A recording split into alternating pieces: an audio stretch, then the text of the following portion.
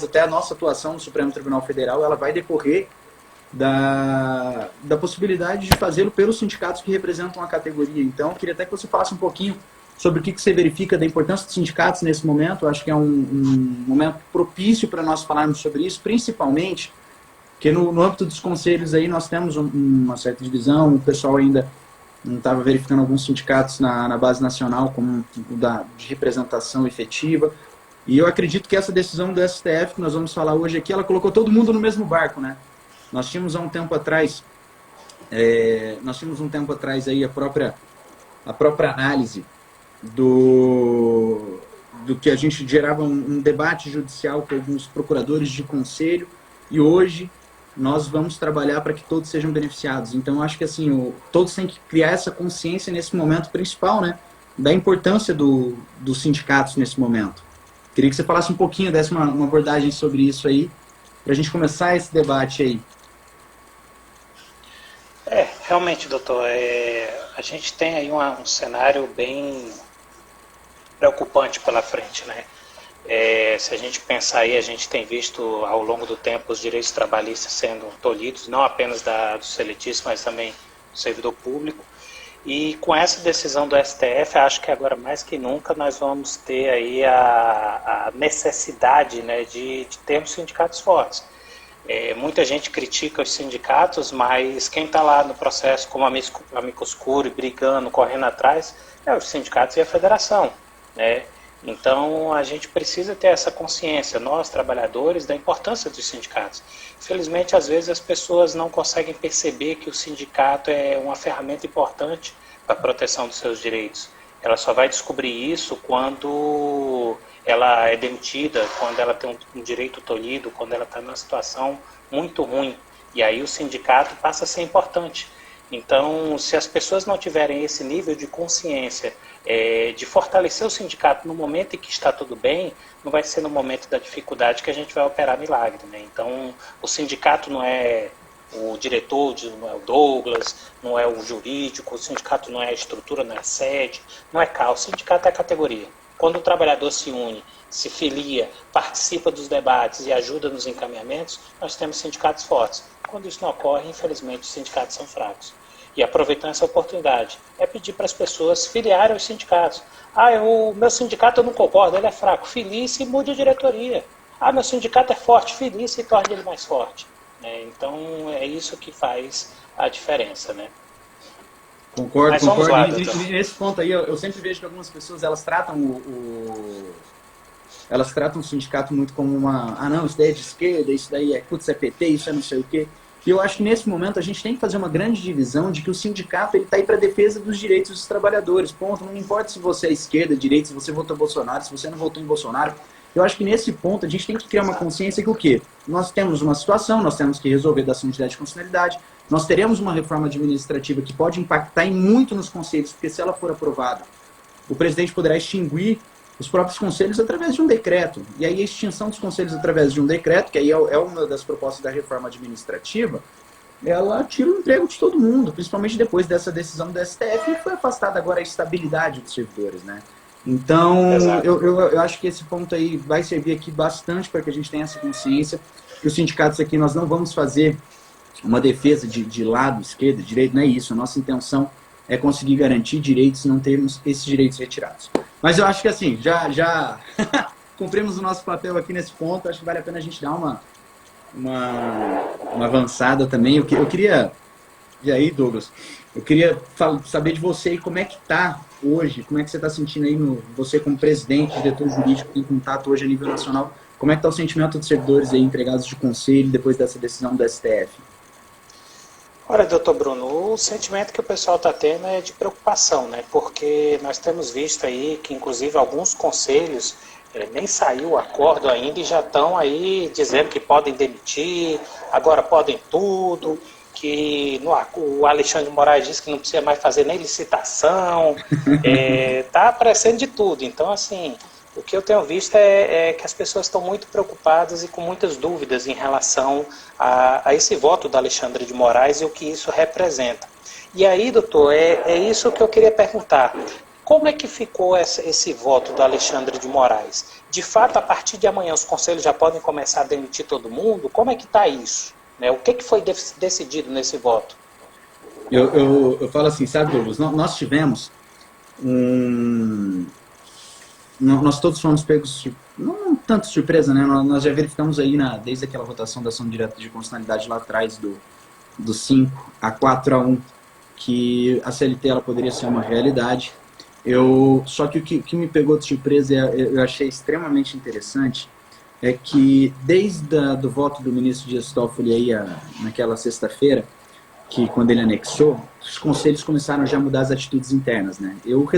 Nós criamos esse canal de comunicação aqui do escritório, tanto no Instagram quanto no Facebook, nós criamos para que nós possamos realizar um contato direto com os servidores, conseguimos passar essas informações, porque nós temos essa necessidade de ter uma atualização, e eu sinto que muita gente é carente de informações. Alguns estados sequer têm sindicato, então eles eram carentes, e a gente está tentando levar essas informações, até porque, aí vai o exemplo que eu vou te dar aqui, COFECI. Eu recebi um ofício que foi enviado pelo COFECI e para os seus regionais, informando que a partir de agora a contratação ela tem que ser meramente motivada e a demissão também. Você simplesmente tem que motivar ela ali, fazer um movimentozinho, estou demitindo porque não tem trabalho, e vai realizar a demissão. Eles colocaram nesses termos. Imagina que o acórdão ele sequer foi publicado. Você imagina uma situação dessa. Aí nós nos deparamos com uma situação dessa, em que o próprio sistema ele já inicia com isso. Aí você imagina um estado, vou dar um exemplo aqui, Acre. Acre, nós temos diversos seguidores do Acre. O Acre ele não tem sindicato. Imagina que vai chegar lá, a pessoa vai ser demitida, ela sequer sabe qual que é o direito dela. Então aí vem a necessidade de informação. Aqui nós hoje estamos querendo transmitir essa live para poder levar informação pessoal. Ela vai ficar gravada aqui no nosso Instagram, vai ficar gravada no Facebook. E a ideia é levar essas informações a todos para que eles possam saber se defender. O voto do ministro Alexandre de Moraes, o primeiro ponto que eu já quero deixar claro não está válido ainda. O voto do ministro Alexandre de Moraes, beleza, ele já foi anexado, já finalizou o julgamento, só que tem que acontecer primeiro a publicação do acórdão, que vai ser o compilado de todos os votos. Quando ocorrer a publicação do acórdão, mesmo assim ainda já não vai estar entrando a aplicação dele imediata. Por quê? Nós estamos falando de algo que ainda teremos que trabalhar em cima de modulação de efeitos, embargo de declaração, que são temas que nós vamos tratar aqui hoje. Mas ela só vai ter validade a partir do trânsito em julgado. E isso que a gente tem que já ter certo.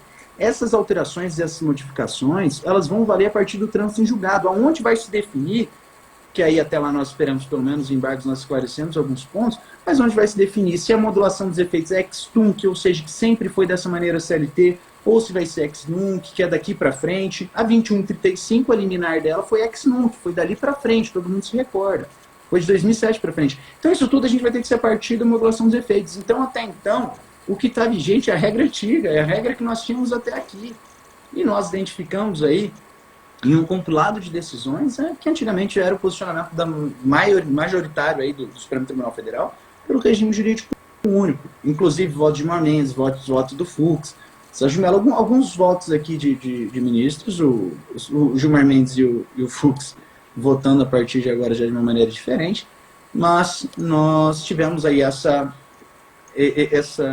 mudança de entendimento deles, mas não tem problema, até aqui ainda está valendo da regra antiga. Mas aí, primeiro eu queria fazer uma análise. Quando o ministro Alexandre de Moraes ele trouxe,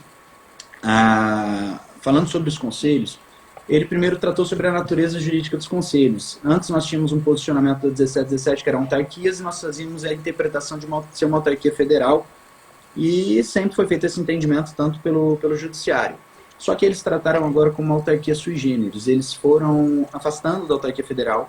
Eles citam, inclusive, que esse início do distanciamento da autarquia, levando ela como sui generis, aconteceu naquela votação acho que você vai se recordar, em que definiu que não se aplicava precatório aos conselhos.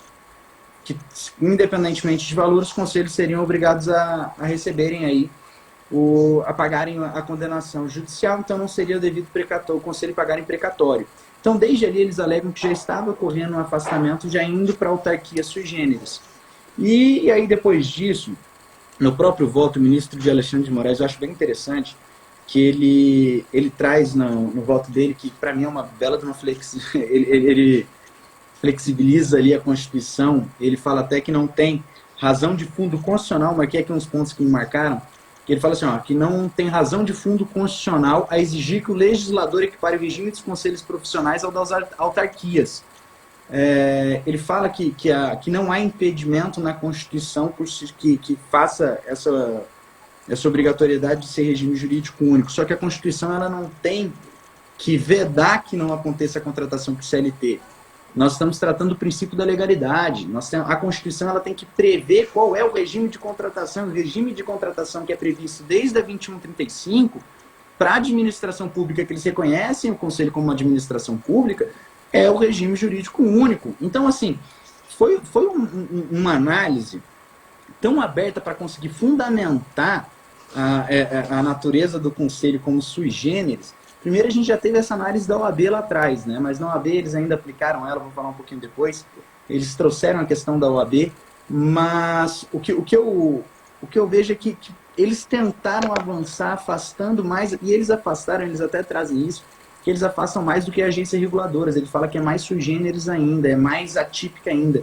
Então é uma situação que nos espanta, é algo que nós ficamos até achando muito absurdo boa parte desse voto, mas foi o que sagrou vitorioso com 6 ministros acompanhando, então gera sim o efeito da ação direta de inconstitucionalidade que a lei exige que sejam atingido um quórum mínimo de 6 ministros votando a favor.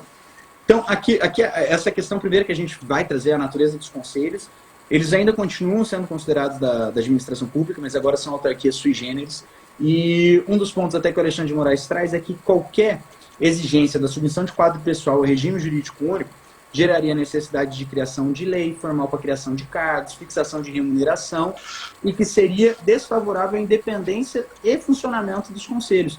Mas aí é o que vem, a gente, nesse ponto, apesar do Conselho ter autonomia financeira, nós estamos tratando do que a Constituição prevê, ele tem poder de polícia, eles fixam, mantêm o poder de polícia, que eles são da administração pública, porque é indelegável à entidade privada, então eles reforçam esse ponto. Então, para mim, é um voto bem complicado nessa parte, mas dele aí nós temos daí saiu a situação de ser definido aí o regime de contratação CLT, então não temos mais o regime jurídico único, que era um grande desejo, acredito que de todos os servidores de conselho, mas agora é batalharmos para conseguirmos esclarecer aí os principais pontos, né? Doutor, eu vi aqui que muitas pessoas querem saber assim, o efeito dessa decisão ex-nunc, ex-tunc, o que é ex-nunc, o que é ex-tunc, os conselhos podem entrar com ação rescisória com os processos que já têm trânsito julgado. Eu vi que as pessoas estão fazendo muitas perguntas nesse sentido. O senhor poderia dar uma pincelada sobre isso? Até o Fred me corrigiu aqui, desculpa, foi que ele traz que a natureza dos conselhos é mais híbrida, não é mais é mais híbrida que a das autarquias, utilizei o termo errado aqui. Mas então, quanto à questão do efeito, em regra, quando não ocorre a modulação dos efeitos, ele tem efeito ex-tunc. O que isso quer dizer? Que o efeito vai ser, sempre foi assim, né? Ele sempre foi sempre existiu o regime de contratação CLT. Nós vamos buscar agora a modulação dos efeitos, tá? E aí nós vamos buscar através de embargos de declaração a modulação dos efeitos, vamos buscar que seja feito um efeito ex-tunc, mas caso seja o efeito ex-nunc, perdão, mas caso seja ex-tunc, que sempre foi assim, a nossa intenção é conseguir modular a cada ponto. Nós tivemos um julgamento antigo aí que eu cito sempre, que é o julgamento dos quintos, que foi referente ao judiciário. E por que eu cito ele? Porque lá teve um acórdão em que dentro do acórdão eles praticamente legislam sobre a matéria. Eles trazem que quem tem trânsito em julgado vai ser de um jeito, quem tem decisão administrativa é de outro jeito, quem tem processo em curso é de um jeito. E eu acredito que no caso de vocês vai ser a mesma coisa. Por quê? Eu vejo que vocês, enquanto servidores de conselho, nós teremos como posso trazer, ele vai ser a legislação, ele vai legislar sobre o regime de conselho, como é que vai se regular agora a contratação conselho-servidor. Eles vão regulamentar tudo isso aí dentro do próprio acórdão.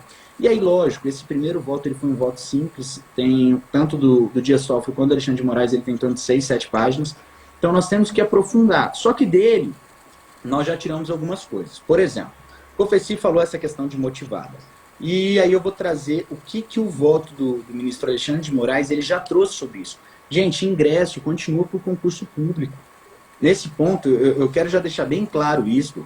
O ingresso continua com concurso público. No voto, ele traz que foi firmadas as premissas de que da administração, mas ele fala que e todas as regras constitucionais informadas por esses mesmos princípios disciplinam a coisa pública, como a necessidade e observância de concurso público e submissão ao controle externo do Tribunal de Contas. Então ele já traz dentro do voto que mantém o concurso público. E ele traz que isso acontece porque ainda continua regendo, por ser uma administração pública, ainda continua regendo o princípio da impessoalidade, ele continua regendo o princípio da moralidade. Deixa eu até pegar aqui, a impessoalidade, a publicidade, a moralidade, a eficiência. Então continua sendo feita a contratação por concurso público. Não mudou isso, não é agora não, agora é CLT, eu contrato quem eu quiser, do jeito que eu quiser e como eu quiser. Não, a gente já tem que afastar isso de pronto, os concursos públicos continuam. A diferença é que, em vez do concurso público contratar por regime jurídico único, vai ser um concurso público que vai contratar por CLT. O que na prática muda? Muita gente, quando ela fala, eu tenho estabilidade, então eu só posso ser demitido por PAD. A gente tem um vídeo aqui no nosso canal em que eu explico muito bem a distinção entre estabilidade e demissão por procedimento administrativo disciplinar. O que é a estabilidade? A estabilidade é que se o conselho for extinto, mesmo que seja extinto, mesmo que o cargo que a pessoa ocupe seja extinto, ele vai ficar à disposição da administração pública e ele terá que ser reaproveitado. Nesse caso, os servidores de conselho, sendo CLT, eles não vão ter direito a essa estabilidade. Só que, diante do ingresso de concurso público, a demissão só pode acontecer por procedimento administrativo disciplinar. Isso daí é a regra. Se você entra de uma maneira, dependendo da complexidade, seleção pública, a demissão ela é simplesmente uma demissão motivada. Se é por concurso público, ela tem que seguir o procedimento administrativo disciplinar. Então, nesse ponto, que eu quero colocar, já deixar bem claro, que é ingresso por concurso público, demissão por PAD. Bruno, mas não está claro ainda que a demissão tem que ser por PAD no voto. Isso nós vamos correr atrás, embargos de declaração, para conseguir manter e deixar isso bem claro ali, que como manteve a impessoalidade, a publicidade, a moralidade, a eficiência, entre demais princípios que regem a administração pública, nós temos que, a partir daí, organizar como é que vai ser feito daqui para frente. Nós temos que definir, então vai ser demissão por PAD. Então tem que seguir a 9.784. Não é o PAD que eles querem, do jeito que eles querem. Não, a gente tem que seguir a lei de procedimento administrativo. Isso é o que nós vamos buscar através de embargos de declaração para conseguir resguardar o trabalho da pessoa, porque o que acontece? Eles mantiveram o poder de polícia dos conselhos. Como eles mantiveram o poder de polícia dos conselhos, como é que um fiscal vai conseguir realizar o trabalho dele se a demissão dele pode ser meramente motivada? Então, como é que funciona isso?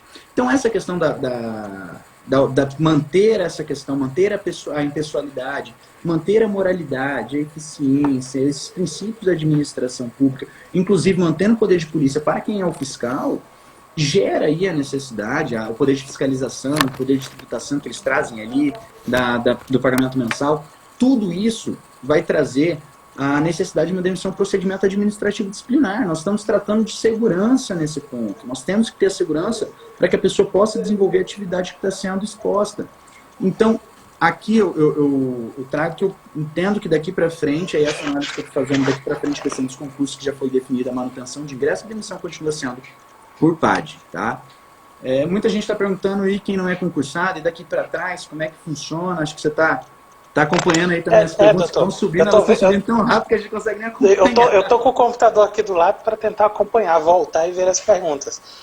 Inclusive, o pessoal tem duas perguntas que são parecidas, né? Quem fez concurso público e foi admitido nos conselhos, normalmente depois de 2001, muda alguma coisa? E quem não fez concurso público admitido normalmente antes de 2001, muda alguma coisa?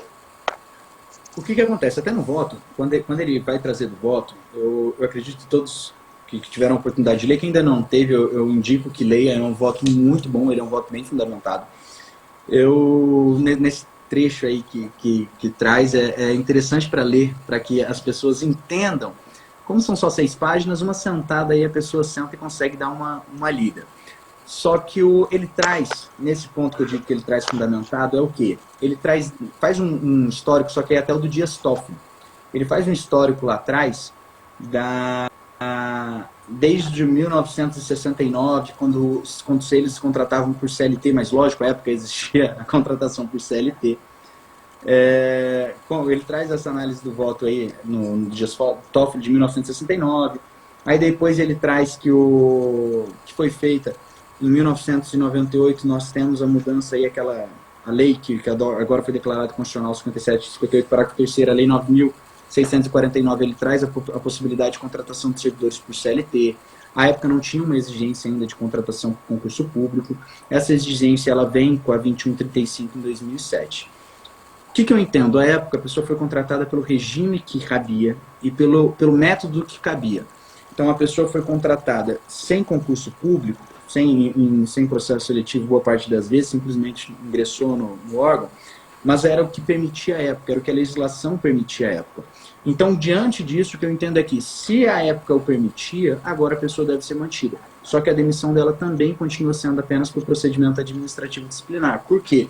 Porque ela hoje desempenha uma atividade de Estado, ela hoje é servidora, sim, ela é empregada de um conselho, de uma autarquia, uma autarquia sui generis, né, uma administração pública.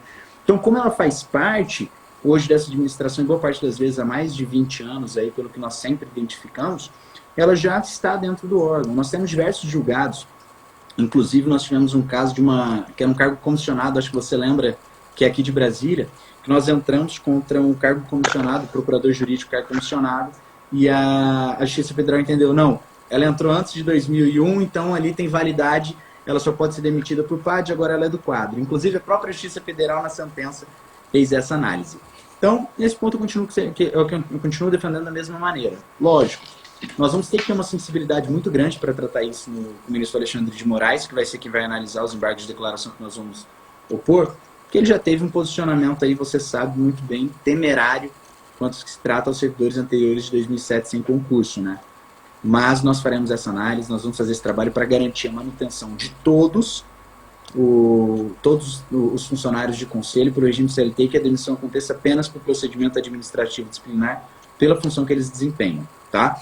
Inclusive, isso daí não é nenhuma novidade. Eu acho que quem tem na cidade aí o ACS, que é o agente que faz a verificação de saúde, que é o agente, aqui em Brasília, agente de vigilância sanitária, ele mesmo, a maioria entrou antes de 2007 sem concurso público e foi transposto para o regime jurídico único, entrou em um processo seletivo. Então esse é um dos exemplos que nós temos já, que mantém a segurança mesmo quem não ingressou através do método correto. Eu entendo que mantém essas pessoas e a demissão deles também só por procedimento administrativo disciplinar. Doutor, eu vejo que tem algumas pessoas comentando sobre a questão aí de uma matéria que saiu no site Antagonista, né? Eles publicaram dizendo que não tem mais que fazer concurso público. A gente não tem controle sobre o que as pessoas falam, se isso procede, se é verdade ou não. Cabe a nós aguardarmos, né, que a gente infelizmente ainda não tem uma bola de cristal, aguardar sair o acórdão do STF para nos manifestarmos e vermos o que de fato os ministros decidiram. Mas pegando um pouco do que realmente saiu na imprensa e tem procedência, essa questão da reforma administrativa, tem vários pontos nela que é muito prejudicial ao serviço público.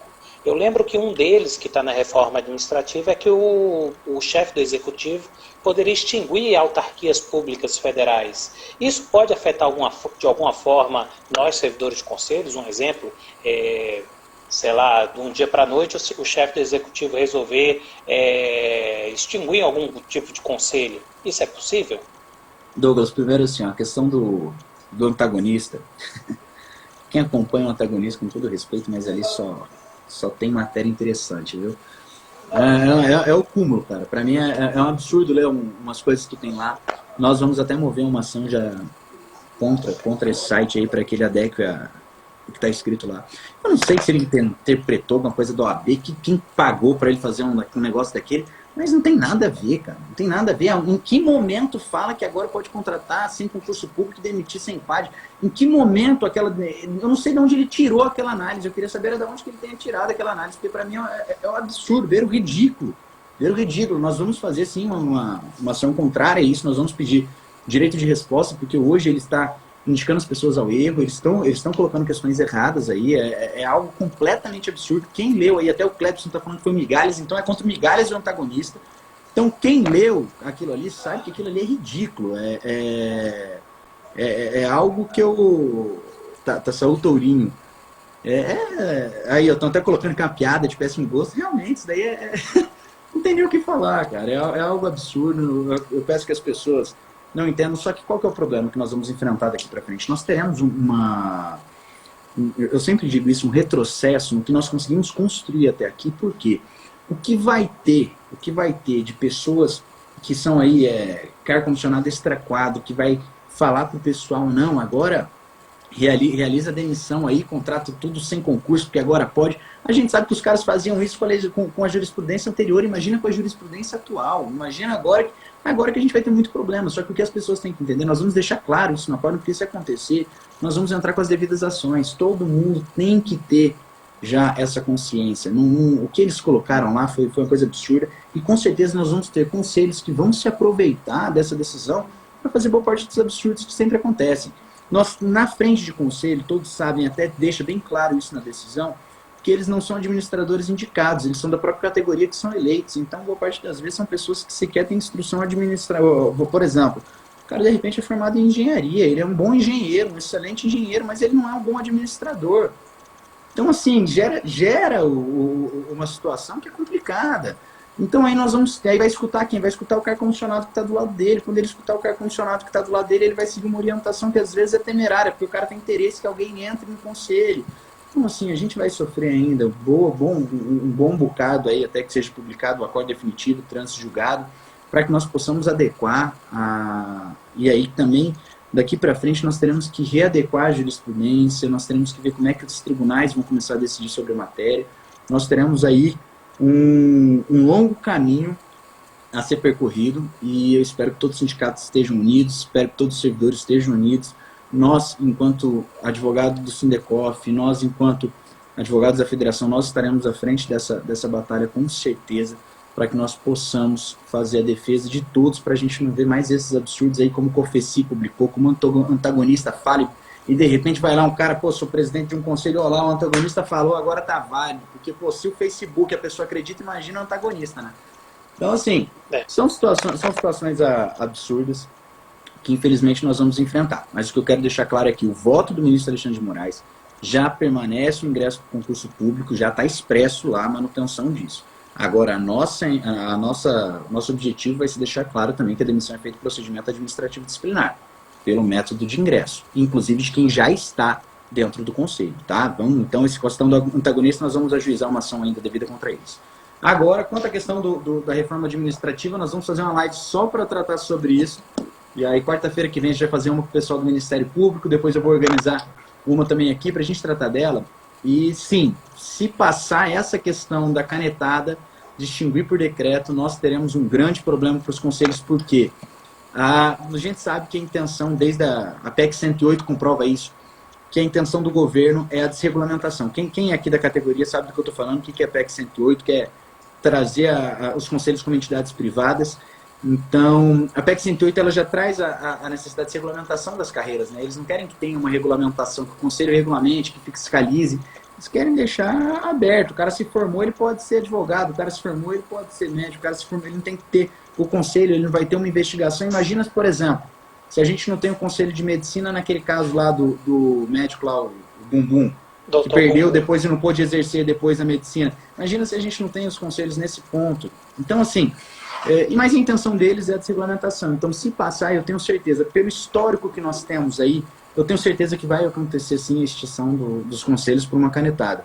Por isso, a batalha da reforma administrativa... mas eu não sou RJU, a batalha da reforma administrativa também é sua. A batalha da reforma administrativa hoje também é sua. Porque esse ponto é extremamente prejudicial, não só aos conselhos, aos servidores de conselho, mas há diversos outros órgãos aí que com certeza também, que não for do interesse do presidente, ele vai lá e faz um decreto e derruba. E aí, como é que vai ser feito? Qual é o caminho que vai seguir? Vamos para o STF fez uma decisão dessa daqui, inclusive onde um dos fundamentos lá, quando o Alexandre de Moraes ele trata, que até o pessoal citou aqui, e aí eu vou relembrar, que quando ele trata quando ele cita também da questão do concurso público, ele traz da questão da 8.666, né? Que ele cita um magistério de uma pessoa, e lá ele coloca que é 8.666, não tem que seguir a risca 8.666. Então, assim, é complicado, é muito complicado que nós teremos a enfrentar ainda. Deixa só saudar aqui alguns sindicatos que estão presentes aqui, que eu vi os diretores aí mandando mensagem. Cumprimentar os companheiros do Sincercom Bahia, Sindiscos lá do Ceará, Sindecof DF, Sindiscos do Espírito Santo, Sindecof Goiás, companheiro Sandro, Sincercom Paraíba, Sindiscop do Piauí, Sincercom Rio Grande do Sul e Sindiscos de Sergipe. Daqui a pouco eu cito mais alguns sindicatos que estão aqui presentes. Doutor, diante disso tudo, pensando como servidor, trabalho lá na ponta, num conselho regional, estou vendo todo esse processo acontecer. O que o senhor aconselharia fazer nesse momento? O que eu, servidor, posso fazer nesse momento para ajudar essa luta nossa? Assim, pergunta difícil. Agora a nossa luta ela vai ser travada no Supremo Tribunal Federal. Nós faremos esse trabalho lá árduo e é nosso papel agora, enquanto sindicatos, federações. Nós precisamos ter conhecimento, e aí quem for de conselhos, primeiro se filie para fortalecer o seu sindicato. Segundo, nós fizemos uma reunião com todos os sindicatos que compõem a federação, que a federação é composta por diversos sindicatos a nível nacional. Passe para esses sindicatos qual que é a realidade, qual é a sua realidade. Vou dar um exemplo aqui, me perguntaram aqui na nossa live, o que vai acontecer com quem entrou com concurso público já em regime jurídico único. Aí tem a pergunta também, e quem tem trânsito em julgado com decisão judicial que transpôs para regime jurídico único? E quem foi transposto por TAC firmado com o Ministério Público?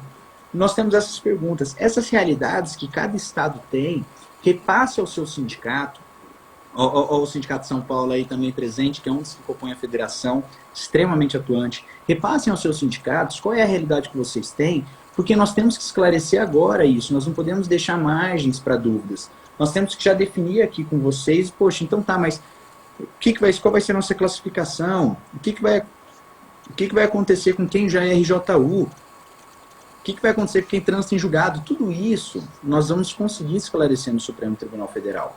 Mas, para nós esclarecermos todas as situações, nós temos que receber também a demanda de todos. Eu preciso receber que nós temos uma situação, por exemplo, no Ceará, que nós conversamos ontem com o sindicato do Ceará, que o Fred está aqui com a gente. Poxa, lá no Ceará nós temos decisão com trânsito em julgado e nós temos TAC. E aí, o que vai acontecer com cada um? Nós temos em São Paulo umas situações. Então, isso tudo nós temos que analisar. Então, vai ser extremamente importante todos repassarem essas informações para os sindicatos, para que os sindicatos possam compilar. O nosso embargo de declaração ele vai ser feito a diversas mãos. Nós vamos fazer um esqueleto, uma estrutura, e vamos compartilhá-lo com os sindicatos para que os sindicatos possam trazer essas informações para a gente dessas peculiaridades de cada região. Agora é o momento, como eu disse, agora é o momento. No STF nós vamos regulamentar a carreira. Então isso é o momento que nós vamos ter que definir e esclarecer todos os pontos. Porque, por exemplo, nós temos aí que a coisa julgada, ela é uma cláusula pétrea, está prevista na Constituição Federal, nada que possa vir para piorar, nada futuro pode vir a piorar, nenhuma lei pode vir para tirar direito adquirido. Então, quando nós temos toda uma situação dentro das cláusulas pétreas da Constituição Federal que resguardam essa questão da coisa julgada, quem tem trânsito em julgado, com mais de 2 anos aí, quem não caberia mais ação rescisória, quem tem trânsito julgado, ao meu entender, continuaria como regime jurídico único. Só que aí nós temos que fazer essa discussão sim lá no Supremo Tribunal Federal, para entender qual que é a modulação dos efeitos que eles vão aplicar. Isso tudo nós temos que fazer de maneira bem clara. Agora é o momento que nós temos. Agora é o momento que nós temos para regulamentar a carreira de vocês. Todas aquelas dúvidas, eu até digo, eu acho que nós chegamos a um ponto, eu não estou feliz com o resultado do regime CLT, mas eu estou feliz com uma única situação. Nós agora temos uma definição do que ocorre dentro dos conselhos, e eles colocaram uma CLT híbrida. É que nem o Daniel trouxe aqui, vai ser o 390 do TST, a súmula, que trata servidores de conselho CLT, que traz o regime seletista, mas dentro de uma situação híbrida. Então, que aí é onde traz a necessidade de demissão do procedimento administrativo disciplinar, já é simulado no TST. Então, tudo isso a gente vai esclarecer dentro do Supremo Tribunal Federal para ninguém ser aí objeto de uma arbitrariedade do próprio Conselho. E quando sair esse trânsito julgado, nós vamos trazer aqui, vamos falar, gente, a partir de agora é isso, isso, isso e isso. E a partir disso as pessoas vão realizar vão saber quais são os seus direitos, porque quando acontecer alguma coisa com eles, eles vão ter que saber se impor, inclusive falar, não, o STF entendeu dessa maneira. Se entender desse jeito, saber que tem que procurar um advogado para que busque na justiça esse direito. Esse vai ser o nosso papel a partir de agora. Então, quem for da base, eu indico se filie, leve o seu caso. Se você for um caso peculiar, se filie. Vamos buscar até aí, que nem o Fred falou, o melhor dos dois mundos. Mas leve o seu caso ao sindicato, porque agora nós teremos que esclarecer, tá? Eu vou falar a minha visão. Bruno Rocha aqui para vocês. Não está lá no Supremo Tribunal Federal, mas o que eu entendo que seria, que deve acontecer a partir de agora. Servidores continuam como vão ser CLT, ingresso para o concurso público, demissão por procedimento administrativo disciplinar, possibilidade de acordo coletivo de trabalho, porque aí nós temos a possibilidade de negociação do acordo coletivo de trabalho para quem não é RJU, porque não tem a regulamentação ainda para quem é RJU, quem é servidor público federal ou estadual ou municipal, eles não têm acordo coletivo de trabalho, então vocês vão ter a possibilidade de acordo coletivo de trabalho. Quero trabalhar em cima de uma situação ainda de possibilidade de dissídio coletivo, que quando a ministra Carmen Lúcia vetou, ela vetou falando que vocês eram servidores públicos federais, então seria um regime jurídico único. Então nós temos que trabalhar em cima dessa possibilidade agora, reaver isso, é algo que eu entendo que tem que ser trazido para dentro dessa discussão no STF. Entre outros pontos, poxa, se a pessoa ela ingressou antes de 2007, sem concurso público, demissão por parte também, eu entendo que sim. Então isso tudo a gente vai esclarecer lá, mas a minha visão é que todo mundo agora, esqueçam aquela velha discussão, que tem muito estado que tinha uma discussão, mas você não é concursado, eu sou concursado. Eu vou ser RJU, você não vai ser RJU. Não, agora está todo mundo no mesmo barco, todo mundo é CLT. Aí vem aquele grande parêntese. Retirando alguns casos que você...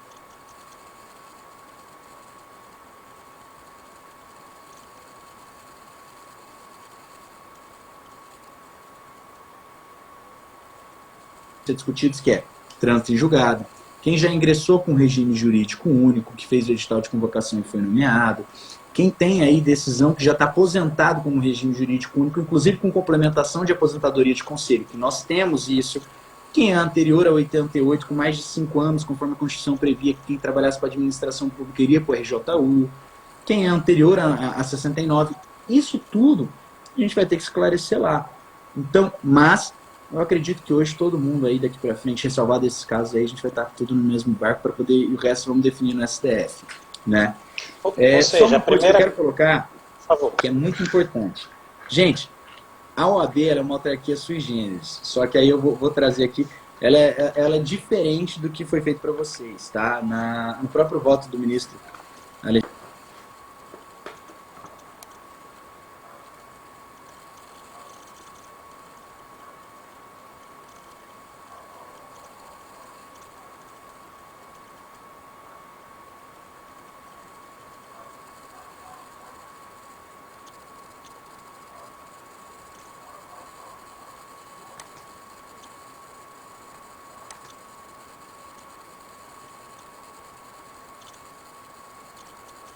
Alexandre de Moraes, ele cita, logo na parte depois do regime de contratação, ele... Deixa eu até pegar aqui, deixa eu ver se eu sei que é do Alexandre de Moraes.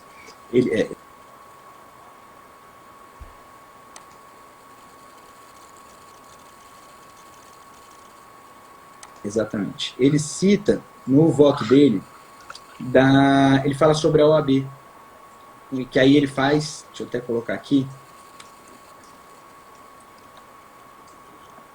deixa eu confirmação.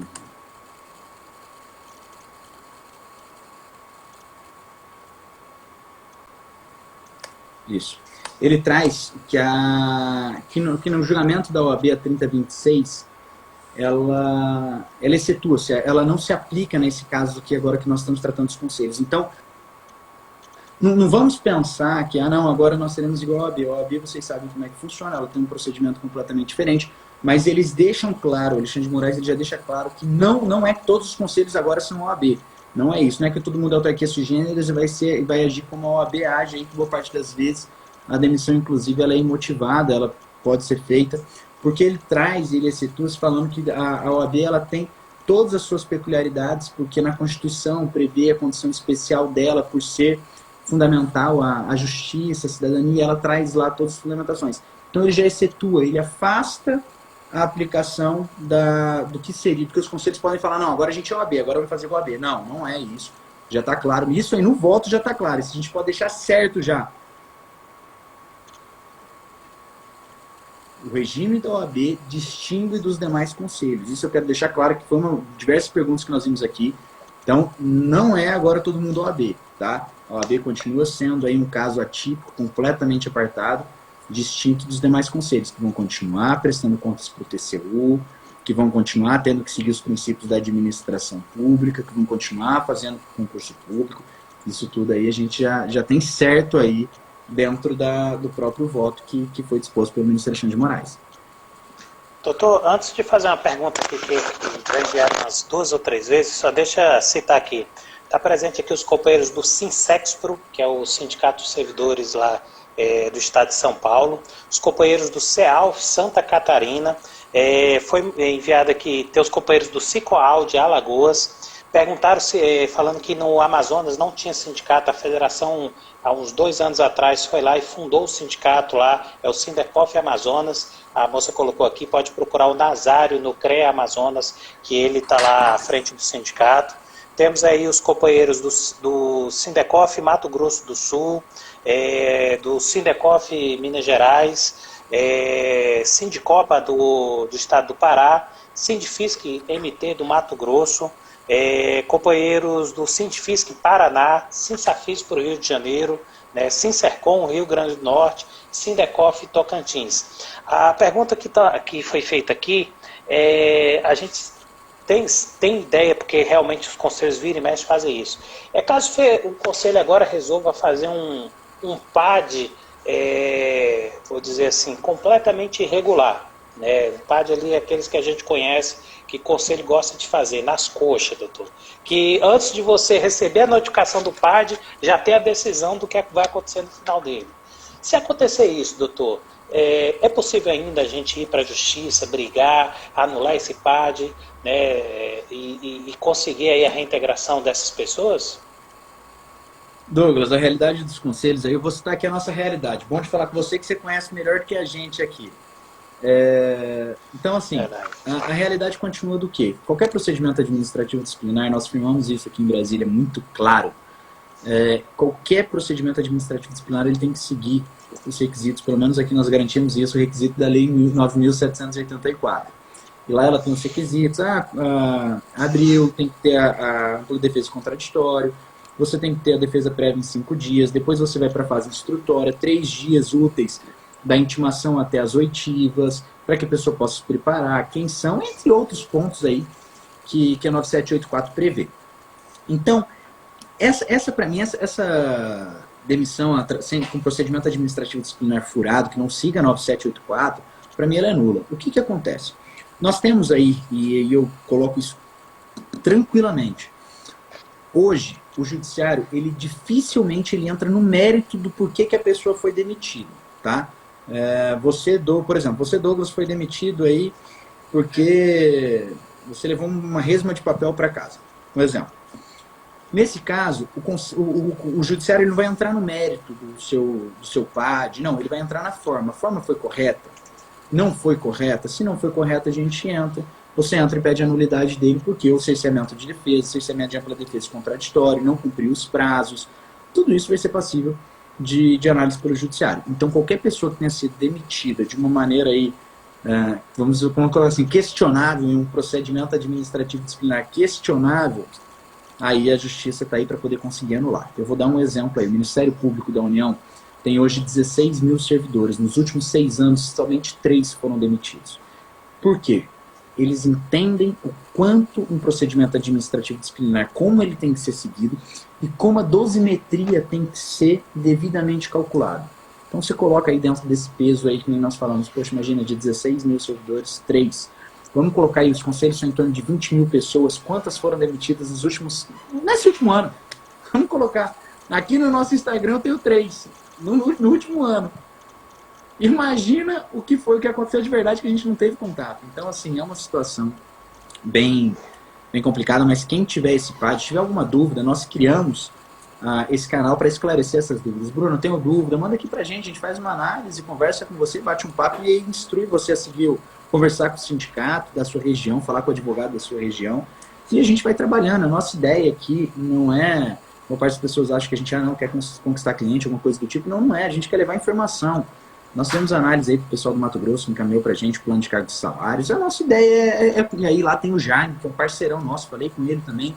E a nossa ideia é fortalecer e levar informação. Então, quem tiver essas dúvidas, passa pra gente que a gente está à disposição. Esse canal de comunicação foi criado para isso, tá? E aí, Douglas, eu queria até passar pro pessoal que está nos acompanhando pela primeira vez. Esse canal nosso aí, a gente criou uma live toda quarta-feira para nós tratarmos de assuntos de interesse.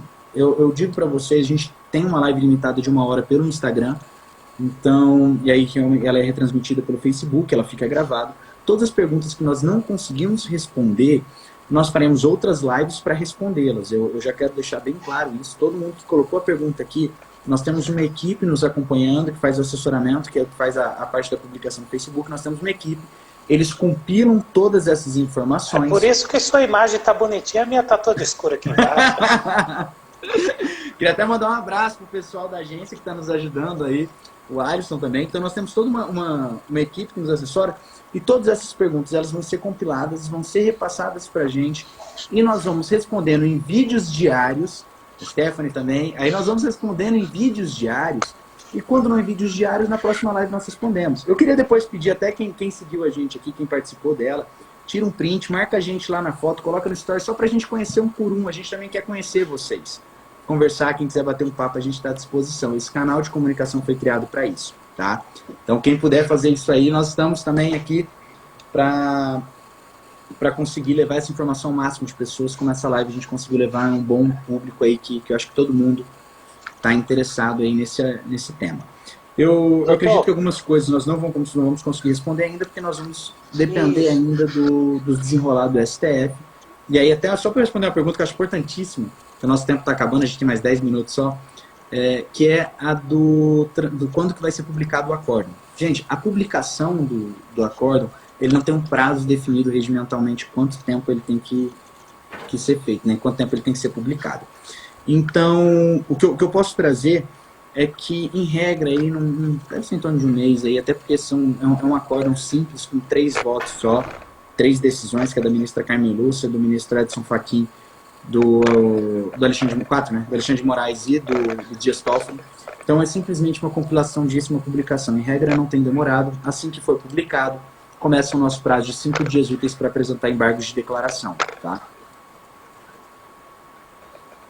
Doutor, só fazer aqui uma saudação ao nosso grande companheiro Frederico Parente, doutor Frederico, lá do Ceará, que é um guerreiro lá, defensor dos servidores do Estado. E como nosso tempo está acabando, doutor, fazer uma pergunta que eu achei interessante da forma que foi colocada aqui, né? A pergunta é, os conselhos agora vão poder fazer o que eles sempre morreram de vontade?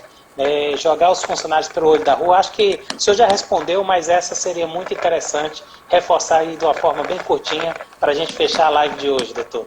Rapaz, quem fizer isso aí, ó, eu vou dar uma coisa que eu falei, tem um cara aqui que ele tá assistindo a gente, que é o Gustavo. O Gustavo, ele sempre tá com a gente sempre tá conversando, trocando ideia.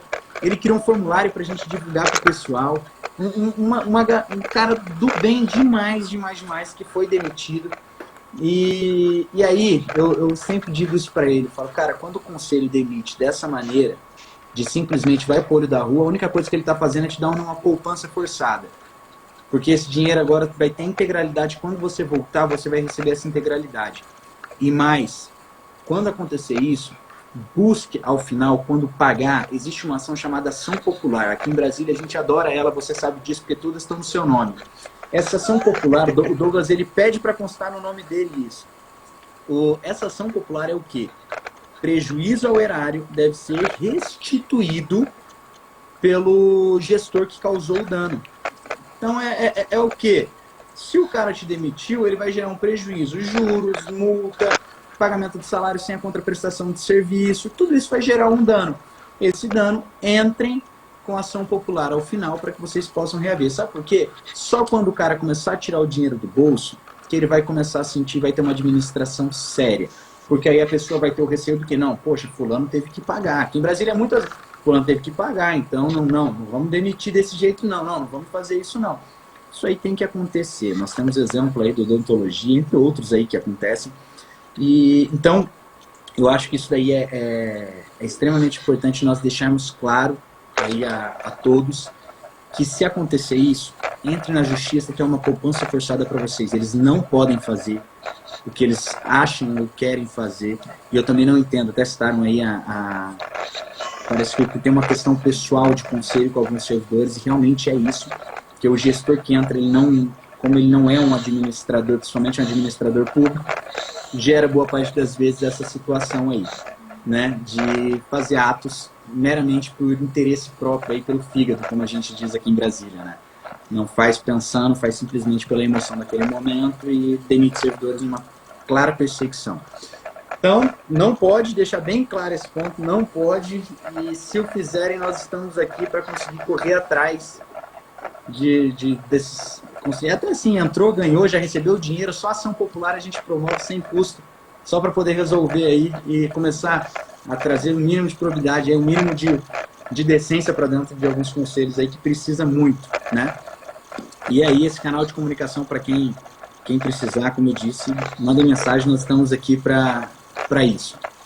E tinha algum outro ponto que nós não tratamos, que é importante? Muitos, né? Muitas dúvidas ainda, então semana que vem faremos uma próxima live para continuar as respostas sobre esse tema, doutor? É isso que a gente vai tentar